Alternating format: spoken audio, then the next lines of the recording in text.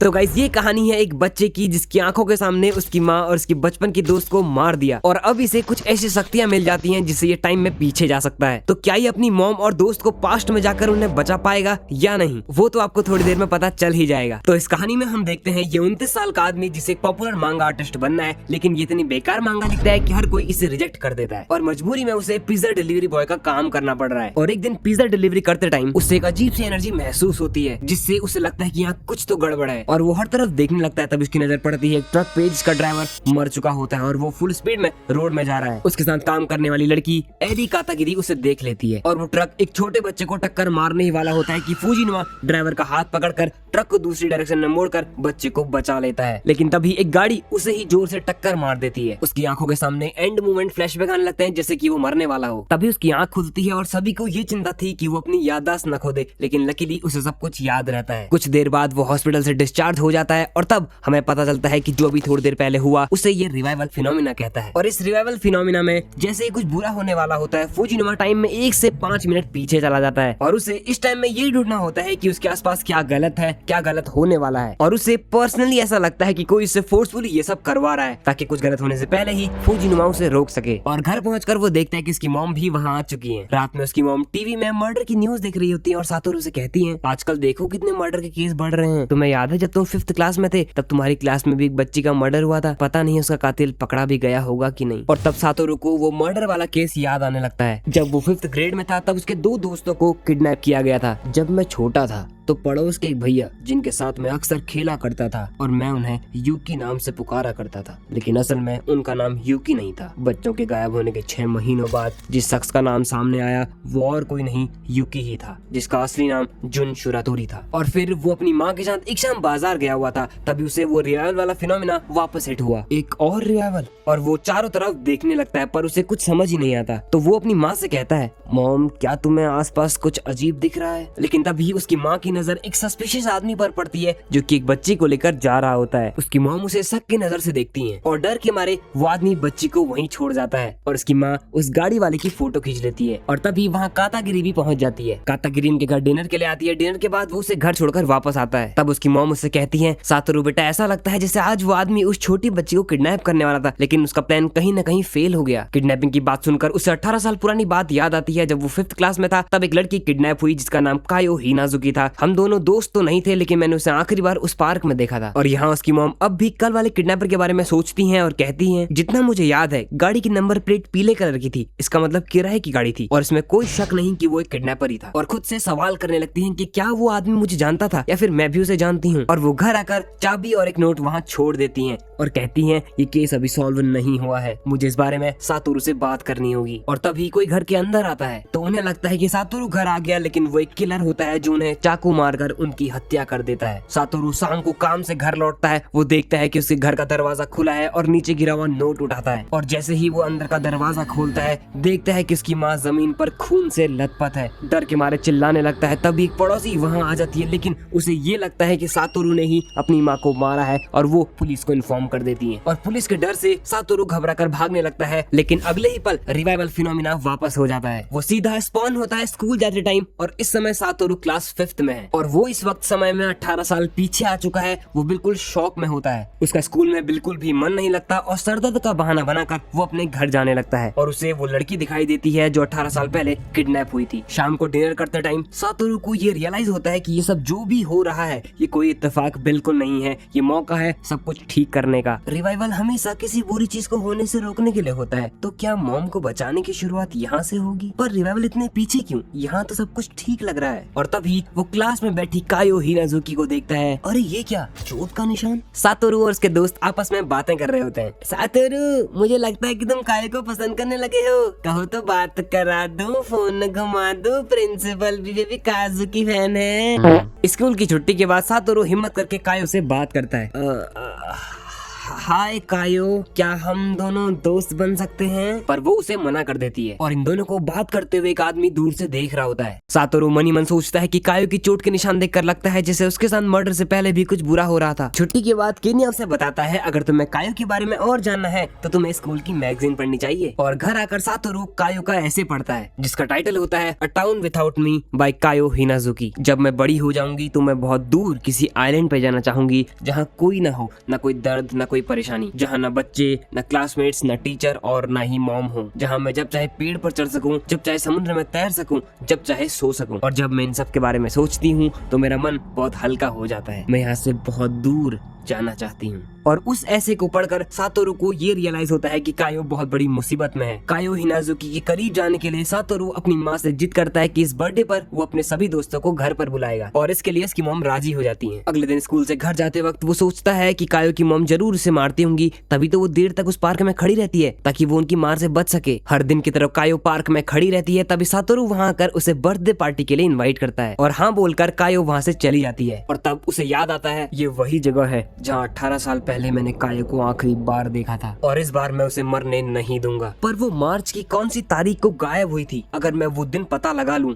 तो मैं उसे किडनैप होने से बचा सकता हूँ। और अब सातोरू इन्वेस्टिगेशन में लग जाता है। उसे याद आता है कि जब 3 बच्चे गायब हुए थे तो कायो को छोड़कर सभी 11 साल के थे। इसका मतलब ये हुआ कि कायो का 11वां बर्थडे अभी तक नहीं आया है, यानी वो जो डेट है जिस दिन कायो गायब हुई थी वो 1 मार्च और कायो के बर्थडे के बीच में कहीं है। अब उसका अगला मिशन ये था कि उसे जल्द से जल्द कायो का बर्थ डेट पता करना है। सातोरू कायो से उसका बर्थडे पूछता है पर वो उसे नहीं बताती, तो वो सीधा अपने टीचर काकू याशिरो के रजिस्टर में कायो का बर्थडे डेट ढूंढने लगता है। स्कूल की छुट्टी हो चुकी है, तुम यहाँ क्या कर रहे हो? सर मैं बस कायो का बर्थडे जानना चाहता था। ओ इतनी छोटी सी बात, ये लो। सातोरू रजिस्टर में देखता है कि कायो और उसका बर्थडे बिल्कुल सेम डेट पे है, यानी 2 मार्च। सातोरू उसका बर्थ डेट देखकर समझ जाता है कि किडनैपिंग की डेट 1 मार्च है। अब वो ये सोचता है कि कायो के किडनैप होने में पूरे 10 दिन बचे हैं और इन दिनों में मुझे कुछ भी करके कायो के करीब जाना होगा। और तभी यूकी वहाँ आकर उसे अपने घर खेलने के लिए ले जाता है। ये यूकी है, इसकी उम्र अभी 23 साल होगी। यूकी की वही प्यारी सी बातें और उसका कमरा देखकर सातोरू को इन्वेस्टिगेशन वाला दिन याद आने लगता है जब पुलिस ऑफिसर उससे पूछा करते थे और वो यूकी के वहाँ से चला जाता है। मैं मान ही नहीं सकता कि यूकी एक मर्डरर है। अगर किडनैपिंग ना हो तो यूकी भी बच जाएगा। मुझे किसी भी कीमत पर यूकी को भी बचाना होगा। और कायो की चिंता करते करते वो उसके घर चला जाता है जहाँ वो देखता है कि कायो के ग्लव्स, उसका स्कूल बैग, सब कुछ एक कमरे के बाहर बिखरा हुआ है। और दरवाजा खोलकर देखता है तो कायो उसे बहुत ही नाजुक हालत में मिलती है, जिसे देखकर वो काफी डर जाता है। तभी कायो की माँ वहाँ आ जाती है और उसे वहाँ से ले जाने लगती है और घर जाकर उसे वापस टॉर्चर करने लगती है। और कायो की माँ की एक खासियत थी कि वो उसे हर सैटरडे को मारती थी ताकि उसका चेहरा मंडे तक ठीक हो सके। अरे कम बर्फ यूज कर, अगर मेरी शराब के लिए बर्फ कम हुई ना तो मैं तुम दोनों माँ बेटी को नहीं छोड़ूंगा। और ये आदमी होता है कायो की माँ का बॉयफ्रेंड। मंडे आता है और कायो स्कूल बहुत लेट पहुँचती है। कल जो सातोरू ने देखा वो सब वो अपने टीचर को बता देता है, जिसमें टीचर याशिरो भी उससे कहते हैं कि मुझे भी उसकी माँ पर बहुत पहले से शक था। लेकिन कायो की माँ बहुत ही चालाक होती है, वो उसे हर सैटरडे को मारती है ताकि मंडे तक उसके घाव भर जाएं। यहाँ तक कि उनके घर पर कई बार चाइल्ड कंसल्टेंट वाले लोग भी आ चुके हैं लेकिन उन्हें कभी कोई ठोस सबूत मिला ही नहीं। अगले दिन अपने स्कूल में सातोरू और कायो लंच मनी इकट्ठा करने की ड्यूटी पर होते हैं। काम पूरा होने के बाद सातोरू उसे क्रिसमस ट्री दिखाने का इनविटेशन देता है और फिर वो दोनों रात में क्रिसमस ट्री देखने पहाड़ों के ऊपर जाते हैं। तभी 2 रेड फॉक्स उनके चारों तरफ घूमने लगती हैं। ये नजारा देख के उसे याद आता है कि वो इस जगह पर 18 साल पहले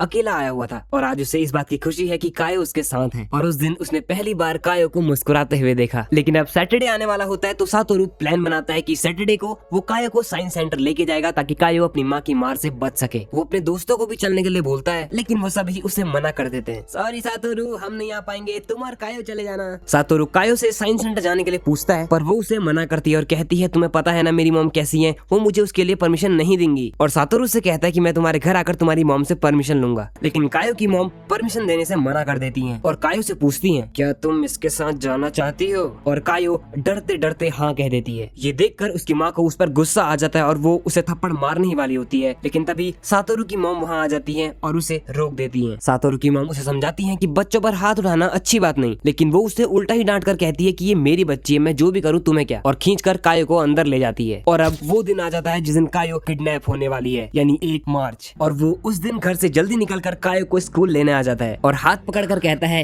कि कायो अब कहीं नहीं जाएगी। और पूरा दिन वो कायो का हाथ नहीं छोड़ता, वो उसे चिल्ड्रन सेंटर ले जाता है, पार्क ले जाता है और फिर सेफली उसे घर भी छोड़ देता है। लेकिन अभी भी सातोरू बेचैन रहता है कि अभी भी पूरा दिन खत्म नहीं हुआ है और वो रात को उठकर कायो के घर के बाहर 12 बजने का इंतजार करता है। 12 बजते ही वो खुश हो जाता है कि उसने कायो को किडनैप होने से बचा लिया और अगले सुबह 6 बजने से पहले ही उसके घर के बाहर बैठ जाता है और कायो को लगता है कि ये रात भर यहीं बैठा था। और आज ही के दिन सातोरू और कायो दोनों का बर्थडे होता है। सातोरू अपने सभी दोस्तों को पार्टी के लिए इनवाइट करता है। शाम को सातोरू और कायो बर्थडे के लिए सामान लेने मार्केट गए होते हैं, लेकिन घर पहुंचते ही वो देखता है कि उसके सारे दोस्तों ने मिलकर सरप्राइज प्लान किया है। Happy birthday to you, happy birthday Satoru and Kayo. सभी लोग बातें करते हैं, सैंडविच बनाते हैं और पार्टी करते हैं। और पार्टी खत्म होने के बाद सातोरू कायो को उसके घर छोड़ने जाता है। कायो उससे माफी मांगकर कहती है, सॉरी मैं तुम्हें कुछ गिफ्ट नहीं दे पाई, लेकिन कल को मैं तुम्हें गिफ्ट जरूर दे दूंगी। और वो कहता है कि मुझे इंतजार रहेगा और खुशी से उछलते हुए जाता है कि उसको लगता है कि उसने फ्यूचर चेंज कर दिया है, उसने कायो को बचा दिया है। और अगले दिन सातोरू स्कूल थोड़ा लेट पहुंचता है और वो देखता है कि कायो अभी तक स्कूल नहीं पहुंची और जो गिफ्ट उसने मुझे देने का वादा किया था वो असल में कभी पूरा ही नहीं हुआ। अगले दिन पता चलता है कि कायो किडनैप हो चुकी है। सातोरू 2 दिन से स्कूल नहीं गया था और घर के बाहर अपनी मॉम और उस आदमी की बातें सुनता है। पड़ोस के शहर में भी कैसी घटना हुई है,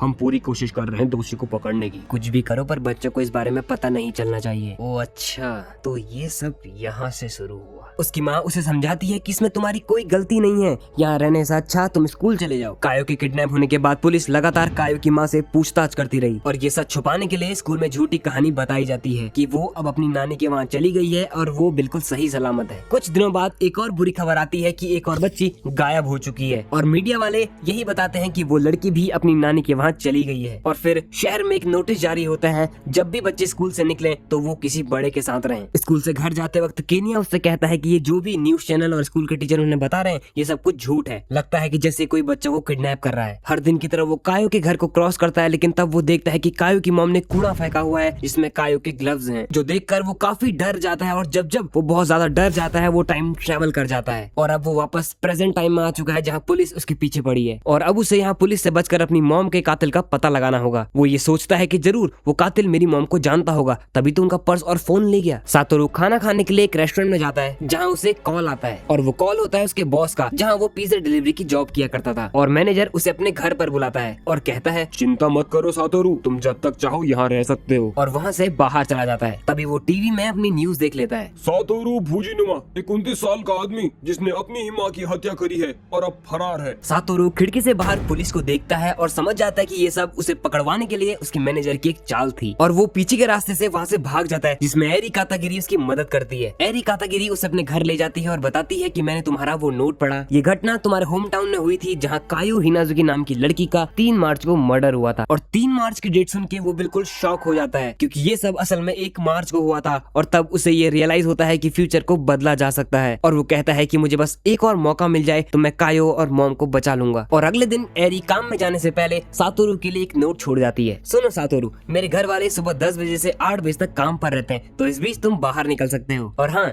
गाड़ी की चाबी घड़ी के बगल में रखी हुई है। सातोरू गाड़ी लेके वहाँ से निकल जाता है। वहाँ मैनेजर और एक आदमी बात कर रहे होते हैं, लेकिन तभी वहाँ कातागिरी आ जाती है। वो कहती है कि काम खत्म हो गया है, अब मैं जा रही हूँ। लेकिन वो उसके हाथ में पिज्जा देख लेता है और पूछता है कि ये किसके लिए ले जा रही हो, तो वो बताती है कि मैं अपने दोस्त के लिए ले जा रही हूँ। और तब मैनेजर को उस पर शक होता है और वो उसका पीछा करने लगता है। फिर सातोरू पुराने केसेस इन्वेस्टिगेट कर रहा होता है और जब वो वापस आता है तो मैनेजर उसे देख लेता है और फिर पुलिस को कॉल करने लगता है। पर पीछे से एरी उसका फोन छीन लेती है और उसे एक जोर से मुक्का मार देती है। कुछ देर बाद वो दोनों एक पुल के नीचे बैठे होते हैं और सातोरू उससे कहता है, तुम्हें कोई जरूरत नहीं है मेरी तरफ से लड़ने की, बेकार में तुम भी शक के दायरे में आ जाओगी। ठीक है, अब तुम घर जाओ कातागिरी। और जब वो घर पहुंचती है तब उसे एक मैसेज आता है साचिको फुजीनुमा यानी सातोरू की माँ के नाम से। और मैसेज में लिखा होता है, मैं सातोरू फुजीनुमा हूँ और तुम जहाँ हो वहीं रहो। लेकिन तभी पूरे घर में आग लग जाती है। धमाके को देखकर सातोरू वहाँ पहुँच जाता है। मैंने एरी को अंदर जाते हुए देखा था। और ये सुनकर वो उसे बचाने अंदर चला जाता है। अंदर जाकर देखता है कि एरी जमीन पर बेहोश है और वो उसे उठाकर वहाँ से ले जाता है। इसी बीच एरी चुपके से उसकी जेब में अपना सेल फोन डाल देती है। मैनेजर भी वहाँ आ जाता है और वो सातोरू से कहता है कि बाहर पुलिस वाले खड़े हैं, तो तुम एक काम करो, पीछे के दरवाजे से निकल जाओ। वहाँ से निकलकर सातोरू फोन चेक करता है और वो उस मैसेज को पढ़ लेता है। वो समझ जाता है कि उसे फंसाने के लिए ये खूनी की एक चाल थी। तब उसे याद आता है कि उसकी माँ का एक नोट उसके पास है और वो उस पर लिखे हुए नंबर पर कॉल करता है और उस आदमी को मिलने के लिए बुलाता है। और ये आदमी होता है सवादा, जो उसकी मॉम के साथ काम किया करता था। वो सातोरू को उसकी मॉम की आखिरी कॉल के बारे में बताता है कि तुम्हारी मॉम कह रही थी कि वो खूनी को जानती आती हैं और उन्होंने मुझे अगले दिन कोया स्टेशन पर मिलने के लिए बुलाया था, लेकिन इससे पहले ही उन्हें मार दिया गया। फिर वो उसे कायो हिनाजुकी के बारे में बताता है। 2 मार्च को कायो को उसकी माँ और उसके आशिक ने पीट कर स्टोर रूम में बंद कर दिया था। वो सर्दी में जमकर मर गई और अगले दिन वो स्टोर रूम से गायब थी और शक जाता है जिन शिरातोरी के ऊपर। स्टोर रूम के बाहर रबर के जूतों के निशान मिले थे जो जिन शिरातोरी के जूतों से मेल खाए, और ये सुन के सातोरू कहता है कि ये सब मनगढ़ंत कहानी है, यूकी ऐसा कभी नहीं कर सकता। सवादा हॉस्पिटल में एरी से मिलने जाता है, पर एरी की जगह उसे उसकी माँ दिखती है। उसकी माँ ने एरी की जगह खुद को हॉस्पिटल में एडमिट कर दिया ताकि एरी सातोरू की मदद कर सके उसे बेकसूर साबित करने में। एरी हॉस्पिटल से बाहर निकलकर सातोरू को कॉल करके मिलने के लिए बुलाती है, लेकिन एक सस्पिशियस आदमी उसका पीछा करता है। एरी सातोरू से मिलती है और निशिज़ोनो के बारे में बताती है कि मैंने उसे कई बार देखा है और मैनेजर भी उससे बहुत इज्जत से बात करते हैं। वो एक सिटी काउंसलर है, तो मेरा नाम और एड्रेस निकालना उसके लिए कोई बड़ी बात नहीं होगी। ओ अच्छा, वैसे मुझे खुशी है कि तुम यहाँ आई। दोनों पुल के नीचे बात कर रहे होते, लेकिन तभी पुलिस वहाँ आ जाती है और सातोरू को अरेस्ट करके वहाँ से ले जाती है। जाते जाते उसकी नजर उस सस्पिशियस आदमी पर पड़ती है जो वहाँ खड़ा ये सब देख रहा होता है। हत्या और आग लगने के जुर्म में सातोरू को पुलिस वाले हथकड़ी लगाकर ले जाते हैं। उसके मन में बस एक ही बात चल रही होती है कि क्या ये सब कुछ ऐसे ही खत्म हो जाएगा, और बस एक आखिरी ख्वाहिश करता है कि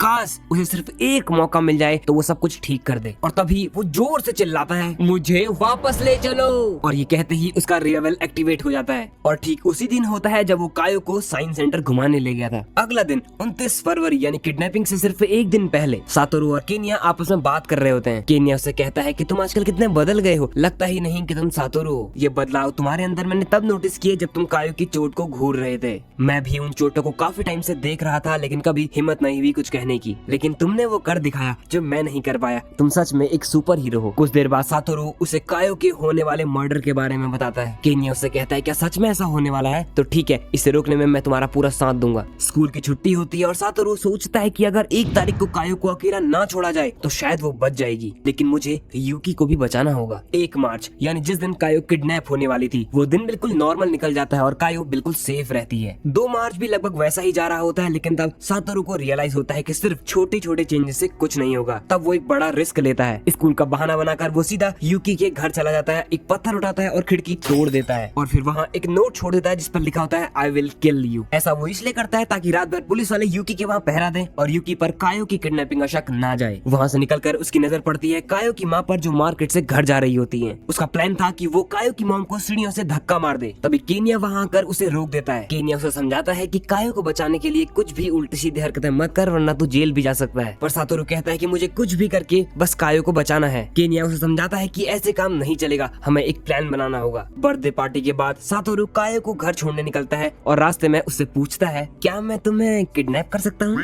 हाँ, क्या तुम पागल हो? हाँ, शायद तुम्हारे लिए। और वो सोचती है कि घर जाकर मॉम की मार खाने से अच्छा है मैं किडनैप हो जाऊं, और किडनैपिंग के लिए मान जाती है। सातोरू कायो को एक पुरानी स्कूल बस के पास ले आता है जहाँ केनिया ने कायो के रात में रुकने का इंतजाम किया होता है। सातोरू से कहता है, ओके कायो, फिलहाल के लिए मुझे और केनिया को जाना होगा, लेकिन मैं आधी रात को वापस आऊंगा और 3 बार दरवाजा खटखटाऊंगा, तो तुम डरना मत। और वो दोनों वहाँ से चले जाते हैं। रात को सातोरू वापस आता है और उसके खाने के लिए कप नूडल्स लाता है, और दोनों सुबह होने तक चिपक कर सो रहे होते हैं। तभी केनिया भी वहाँ आ जाता है। सब ठीक है ना? चलो सातोरू, हमें ऐसा जल्दी चलना होगा इससे पहले कि हमें कोई देख ले। स्कूल के बाद सब मिलके कायो के साथ कार्ड्स खेल रहे होते हैं, और अब सातोरू कल सुबह कायो की मॉम के पास जाने वाला है और उन्हें ये कहेगा कि कायो की किडनैपिंग उसने ही की थी और सारा ब्लेम वो खुद पर ले लेगा। पर कायो उसे समझाती है कि ऐसा करने की कोई जरूरत नहीं है, मैं अपनी मॉम से कहूंगी कि मैं खुद अपनी मर्जी से गई थी, तो फिर किसी पर भी इल्जाम नहीं आएगा। तो ठीक है, अभी हम चलते हैं कायो, कल सुबह मिलेंगे। ये कह के सातोरू और केनिया वहाँ से निकल जाते हैं। रास्ते में चलते चलते केनिया उससे कहता है, वैसे सातोरू, सुबह जो बस में हो रहा था वो सब क्या था?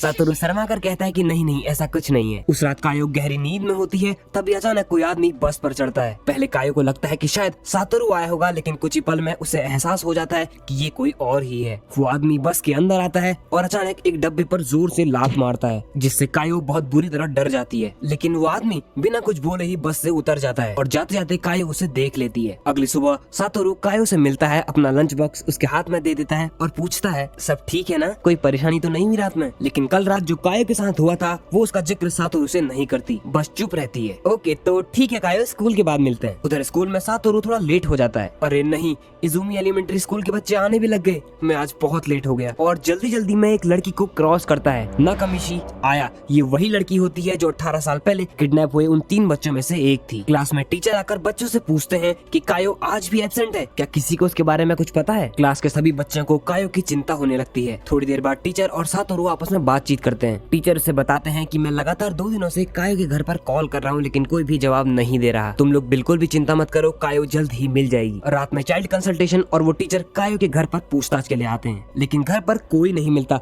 घर की हालत देखकर टीचर समझ जाता है कि कायो की माँ थोड़ी देर पहले यहीं थी और हमें आता देखकर जल्दबाजी में यहाँ से भाग गई। ये सब सातोरू चुपके से देख रहा होता है। वो तुरंत कायो के पास जाकर सब बता देता है, कहता है कि बस कुछ दिन और फिर तुम्हें तुम्हारी मॉम से अलग कर दिया जाएगा। और फिर वो उसको प्रॉमिस किया हुआ गिफ्ट देती है जिसे देखकर वो काफी इमोशनल हो जाता है। अब जाने का समय आ जाता है और तब कायो सातोरू से आज रात उसी के साथ रुकने के लिए कहती है, जिसे देखकर सभी दोस्त शॉक हो जाते हैं। लेकिन वो बताती है कि कल रात एक आदमी इस बस में आया था और ये बैग भी यहीं छोड़ गया। किन्या बैग खोलता है, अंदर से निकलता है टेप, मास्क, ग्लव्स और रस्सी। ये देखकर सिर्फ सातोरू समझ पाता है कि किडनैपिंग अभी रुकी नहीं है। इसका मतलब कायो और बाकी बच्चे अब भी खतरे में हैं। और सातोरू के दिमाग में बस एक ही बात चलती है कि अभी भी कुछ नहीं बदला। वो अपने सभी दोस्तों से कहता है कि हमें ये जगह छोड़नी होगी और तब वो डिसीजन लेता है कि कायो को अपने घर ले जाएगा। घर पहुंचते ही सातोरू की माँ उन्हें बड़े प्यार से खाना खिलाती है। उसके बाद केन्या और हिरोमी बाय बोलकर अपने अपने घर चले जाते हैं। थोड़ी देर के बाद सातोरू की माँ टीचर याशिरो को फोन करती है और उनको बताती है कि सातोरू एंड कायो दोनों घर आ चुके हैं। और रिप्लाई में टीचर कहता है कि हमें आपसे एक छोटी मदद चाहिए, कल सुबह 7 बजे मिलते हैं। ये बोलकर वो फोन काट देता है। रात को सोने से पहले सातोरू की माँ कायो को नहलाती है, उसके बाल सुखाती है और उसे वो प्यार देती है जो उसे कभी मिला ही नहीं था। सुबह नाश्ते के वक्त जब कायो इतना अच्छा नाश्ता देखती है तो उसे अपने पुराने दिन याद आ जाते हैं जब उसकी माँ उसे ठंडे कप नूडल्स, बासी ब्रेड दिया करती थी और वो फूट फूट कर रोने लगती है। और वहाँ कायो की माँ खूब गुस्से से भरी होती है। लेकिन तभी वो दरवाजे पर कायो की आवाज सुनती है। देखो तो आ गई महारानी, कहाँ थी इतने दिनों से? वो देखती है कि सातोरू और उसकी माँ भी उसके साथ आए हुए हैं। वो समझ जाती है कि ये सब इसी ने किया है तो वो सातोरू की मॉम पर हमला कर देती है। और तभी वहाँ टीचर और चाइल्ड कंसल्टेंसी के लोग आ जाते हैं। तुम्हारी बेटी पिछले 3 दिनों से गायब थी पर तुमने ना तो पुलिस में कंप्लेन करी और ना ही किसी से बात करना जरूरी समझा और ये सब करके तुमने इसकी माँ होने का अधिकार खो दिया है। वो डर के मारे कायो के साथ वहाँ से भागने लगती है। तब इसको पीछे से एक आवाज सुनाई देती है और ये होती है कायो की नानी। और उन्हें ये रिग्रेट था कि उन्होंने अपनी बेटी की शादी एक शराबी के साथ करवा दी और डिवोर्स के लिए मजबूर किया। और वो माफी मांगने लगती है और ये देखकर कायो की मॉम भी इमोशनल हो जाती है। अब कायो अपनी नानी के घर हमेशा के लिए चली जाती है और अब उसका लिखा हुआ ऐसे असल में पूरा हो जाता है, a town without me by Kayo Hinazuki. Kayo के जाने के बाद से सातोरू हमेशा खोया खोया सा रहता था, जैसे वो हर वक्त कायो को मिस कर रहा हो। इसके बाद टीचर उसे स्टाफ रूम में बुलाते हैं और उसके बहादुरी की तारीफ करते हैं। और अब वो ये सोचता है कि कायो को तो मैंने बचा लिया लेकिन किडनैपर की नजर अब भी नाकामिशी और हिरोमी पर होगी। मुझे हर हाल में इन दोनों को भी बचाना होगा। और उस दिन से वो नाकामिशी और हिरोमी दोनों पर नजर बनाए रखता है। और उसने ये रियलाइज किया कि अगर कोई नाकामिशी को किडनैप करना चाहेगा तो उसके लिए नाकामिशी के ट्यूशन के बाद का टाइम सबसे बढ़िया रहेगा। और वो जब इनका पीछा कर रहा होता है तो उसकी मॉम उसे देख लेती है और उसे सामान पकड़ा देती है। और रास्ते में टीचर याशिरो उन्हें लिफ्ट दे देते हैं। शुक्रिया टीचर, अगर आज आप हमें लिफ्ट नहीं देते तो मेरी मॉम ने तो मुझे सामान ढोने वाला खच्चर बना दिया था। अगले दिन छुट्टी के टाइम हिरोमी जाने लगता है लेकिन सातोरू उसे रोक कर कहता है कि रुको, मैं भी तुम्हारे साथ आऊंगा। ये देखकर केन्या को उस पर शक होने लगता है और वो इस बारे में सातोरू से अकेले में बात करता है। ये चल क्या रहा है? पहले कायो और अब हिरोमी। तुम्हारी हरकतें देखकर लगता है कि खतरा भी टला नहीं है। तुम चाहो तो मैं तुम्हारी मदद कर सकता हूँ सातोरू। और वो तीनों वापस उस बस में इन्वेस्टिगेट करते हैं जिसमें उन्होंने कायो को छुपाया था। अंदर जाकर वो देखते हैं कि बस का सारा सामान गायब है। और सातोरू उन्हें बताता है कि जिस रात हमने यहाँ वो बैग देखा था जिसके अंदर से अजीब और डरावना सामान निकला था, मेरे हिसाब से वो एक खूनी था। सातोरू कहता है प्लीज मुझ पर यकीन करो, मैं सच कह रहा हूँ। हमें तुम पर पूरा यकीन है सातोरू। अगले दिन स्कूल में सातोरू केन्या और हिरोमी को बताता है कि मैं तुम्हें किसी से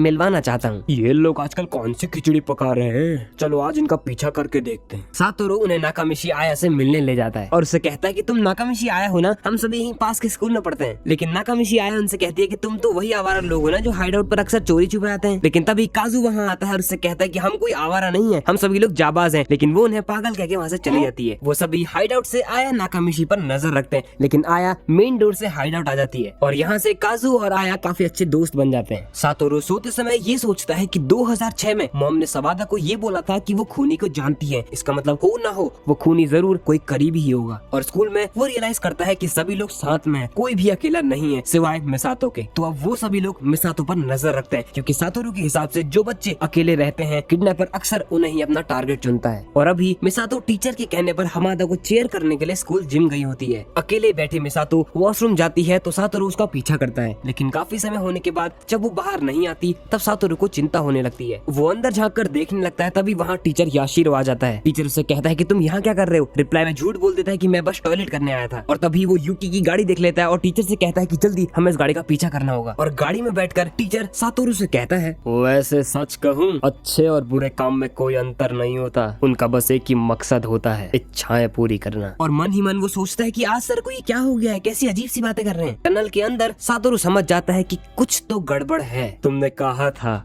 कि तुम किसी किडनैपर को पकड़ना चाहते हो और वो किडनैपर कोई और नहीं, मैं ही हूँ। मुझे यकीन नहीं होता कि मेरी हर एक हरकत पर कोई नजर रख रहा है। अगर तुम अब भी मिसातो की चिंता कर रहे हो तो इस गाड़ी में सिर्फ जुन शिरातोरी के पिता हैं। मुझे तुम पर उस दिन से शक था जब से तुम आया नाकामिशी का पीछा कर रहे थे। मैं उसे उस दिन किडनैप करने वाला था, लेकिन तुमने वहां आकर मेरे सारे प्लानिंग पर पानी फेर दिया। मुझे हंसी आती है कि तुम मुझे पकड़ना चाहते थे और मैं तुम्हारे बगल में बैठा हुआ था। जब तुम मिसातो का पीछा करते हुए जिम पहुंच गए तब मेरा शक यकीन में बदल गया कि मेरे असली दुश्मन तो तुम ही हो। टीचर याशिरो अपनी गाड़ी एक आइस लेक के पास खड़ी करता है। तूने मेरे एक एक करके सारे प्लान फेल कर दिए। तुझमें इतनी अकल आई कहाँ से? तू तो सिर्फ एक 10 साल का बच्चा है। याशिरो मैं तुझे नहीं छोड़ूंगा। और वो गाड़ी से निकलने की बहुत कोशिश करता है, पर सीट बेल्ट लॉक होने की वजह से बाहर नहीं निकल पाता। और याशिरो एक्सीलरेटर पे बास्केटबॉल रखकर गाड़ी को आइस लेक में धकेल देता है और सातोरू बर्फीले पानी में धीरे धीरे डूबने लगता है। और अब 15 साल बाद हम सातोरू को हॉस्पिटल में देखते हैं और ये साल है 2003। सातोरू 15 सालों से कोमा में था और अब खुशी की बात यह है कि उसे होश आ गया है। इन बीते 15 सालों में मेरी मॉम ने मेरे शरीर का ख्याल रखा ताकि मेरे होश आने पर मुझे कोई परेशानी ना हो। होश में आने के बाद डॉक्टर उससे पूछते हैं कि बेहोश होने से पहले का कुछ याद है। वो सोचने की कोशिश करता है लेकिन उसे सब धुंधला धुंधला याद आता है। देखो सातोरू, तुमसे मिलने कौन आया है। और सातोरू से मिलने उसके बचपन के दोस्त केनिया और हिरोमी आते हैं और वो उनसे घंटों बातें करता है, लेकिन उसे कहीं न कहीं ये लग रहा था कि उसके दोस्त उससे खुलकर बात नहीं कर रहे, क्योंकि उसकी माँ ने उन्हें अतीत की बातें करने से मना किया होता है। कुछ देर बाद हॉस्पिटल में उससे मिलने कायो आती है, जिसे देखकर सातोरू इमोशनल हो जाता है। मानो उसकी आंखों से आंसू रुकते ही नहीं। और वो उसे बताती है कि मैंने हिरोमी से शादी कर ली और हमारा एक छोटा सा परिवार भी है। वो सातोरू से कहती है कि अपना ख्याल रखना और वहाँ से चली जाती है। सातोरू डॉक्टर से कहता है कि मेरी एक्सरसाइजेस शुरू करवाइए, मुझे जल्द से जल्द अपने पाँव पर चलना है। तभी डॉक्टर को एक कॉल आता है जिसमें वो कॉल की दूसरी साइड वाला आदमी सातोरू के बारे में पूछताछ करता है। नहीं नहीं, आप समझिए, मैं ऐसा बिल्कुल नहीं कर सकता। सातोरू व्हील चेयर में बैठा पार्क में घूम रहा होता है और पास बैठी एक छोटी बच्ची कोमी से बात करता है, लेकिन दो लोग चुपके से उनकी फोटोज खींच रहे होते हैं ताकि उन दोनों के बीच रिलेशनशिप दिखा के पब्लिसिटी ले सकें। तभी वहाँ निशिजुनो की एंट्री होती है और वो दोनों उन्हें पकड़ लेता है। चलो बे, भागो यहाँ से। निशिजुनो सातोरू के पास आता है और ये कोई और नहीं, उसका क्लास टीचर काको याशिरो होता है। याशिरो उसे हॉस्पिटल रूम में बताता है कि मैंने अपना नाम चेंज कर लिया है। दरअसल मैंने 5 साल पहले शादी करी और घर जमाई बन गया। याशिरो उसे बताता है कि मुझे तुम्हारी बहुत चिंता हुई, मैंने 15 सालों से तुम्हारे होश में आने का इंतजार किया। कुछ देर बाद सातोरू डिसाइड करता है कि वो कुमी से मिलने जाएगा, क्योंकि 2 दिन बाद उसका ऑपरेशन होने वाला है। पर रास्ते में याशिरो उसे रोककर पूछता है, तुम कहाँ जा रहे हो? मैं दरअसल कुमी से मिलने जा रहा हूँ। ओह अच्छा, मैं अभी उसके कमरे से ही आ रहा हूँ, वो अभी सो रही है। चलो मैं तुम्हें घुमा कर लाता हूँ, मुझे एक बहुत अच्छी जगह पता है। और उसे एलिवेटर के अंदर ले जाता है और तभी वो याशिरो की एक पुरानी आदत को पहचान लेता है और याशिरो उसे छत पर ले जाता है। सातोरू गुस्से में उसे कहता है, नाटक बंद कर याशिरो, मेरी याददाश्त वापस आ चुकी है। और बदले में याशिरो उससे कहता है कि मुझे पहले से ही अंदाजा था कि तेरी याददाश्त वापस आ चुकी होगी। मुझे याद है कि 15 साल पहले तूने मेरा एक भी प्लान सक्सेसफुल नहीं होने दिया, चाहे वो कायो हो, चाहे हिरोमी हो, चाहे नाकामिशी हो। जब भी मैंने किडनैपिंग की सोची हमेशा तूने टांग अड़ाई, जैसे तुझे पता हो कि आगे क्या होने वाला है। पर असल में कभी वो जुर्म हुए ही नहीं, तो तेरे पास कोई सबूत नहीं है कि मैं एक अपराधी हूँ। और उसकी नजर सातोरू की जेब में पड़ती है। वो समझ जाता है कि सातोरू सब रिकॉर्ड कर रहा है और उसका फोन छीन लेता है। और उसमें आया हुआ कुमी का मैसेज पढ़ लेता है। कुमी का ऑपरेशन 4:30 बजे शुरू होगा। तुम्हारे फिंगरप्रिंट उस बैग में है जिसमें मैंने जहरीले ड्रग्स मिलाए हैं, और सबको ये लगेगा कि तुमने एक 10 साल की बच्ची को मौत के घाट उतार दिया और उसके बाद डर के छत से कूद कर आत्महत्या कर दी। सातोरू याशिरो से कहता है, जिस दिन कायो टाउन छोड़कर गई उस दिन तुम्हारा चेहरा देखने लायक था। तुम्हारा वो फीका चेहरा मुझे आज भी याद है। मेरे पिता बचपन में ही हमें छोड़कर चले गए। मैंने कभी उन्हें देखा नहीं। उस वक्त तुमने मेरे पिता की जगह ली। मैंने 15 साल तक तुम्हारे होश में आने का इंतजार किया ताकि मैं अपना रचाया हुआ खेल खत्म कर सकूं। तुम मेरे प्लान का आखिरी हिस्सा थे। तुम्हारी मौत के बिना मेरा प्लान अधूरा ही रहता। अब मैं तुम्हारे सामने हूँ। अब डिसाइड होगा कि कौन जीतेगा। या तो पुलिस तुम्हें पकड़ेगी, मैं जीतूंगा, या तुम मुझे मार दोगे और तुम जीत जाओगे। ये खेल तो मैं पहले ही जीत चुका हूँ। मैंने तुम्हारे सारे प्लान्स मिट्टी में मिला दिए। मैंने उन सबको बचा दिया जिन्हें तुम मारना चाहते थे। तुमने मुझे 15 साल से नहीं मारा क्योंकि मैं तुम्हारी जिंदगी का अधूरा हिस्सा हूँ और तुम्हें जीने के लिए मेरी जरूरत है, और इस बार भी मैं ही जीतूंगा। ये बोलकर वहाँ से छलांग लगा देता है, पर याशिरो ऐसा होने नहीं देता और वो उसे बचा लेता है। तुम मुझे कभी नहीं मार सकते। ये 15 साल मेरे लिए कुछ ही सेकंड का वक्त रहा, लेकिन तुम्हारे लिए ये 15 साल बहुत धीरे गुजरे होंगे ना याशिरो। इस दुनिया में सिर्फ मैं ही एक आदमी हूँ जो तुम्हारा असली रूप जानता है। और याशिरो इमोशनल होकर सातोरू को मरने के लिए छोड़ देता है। सच कहा, मैं तुम्हारे बिना नहीं रह सकता सातोरू। और वो भी नीचे कूदने ही वाला होता है, तभी वो देखता है कि सातोरू तो जिंदा है और हंसकर अपनी हार एक्सेप्ट कर लेता है। और याशिरो को अटेम्प्टेड मर्डर के केस में अरेस्ट कर लिया जाता है और कोमी का ऑपरेशन भी सक्सेसफुल हो जाता है, पर उसे याशिरो के बारे में नहीं बताया जाता। शुक्रिया दोस्तों मुझ पर हमेशा भरोसा करने के लिए। सातोरू ने अपनी जिंदगी के 15 साल खो दिए, पर असल में यही 15 साल उसका असली इनाम था, क्योंकि उसके बिना भी उसके दोस्तों ने ये कीमती समय जिया। एक ऐसा शहर जहाँ से मैं ही मिटा दिया गया, और एक ऐसा वक्त जहाँ से सिर्फ मैं ही मिटा दिया गया। यही तो मेरा असली इनाम है। और अब सातोरू एक पॉपुलर मांगा आर्टिस्ट बन जाता है, और आखिर में उसे एरी कातागिरी ठीक उसी ब्रिज के नीचे मिलती है जहाँ ये दोनों इससे पहले बिछड़े थे।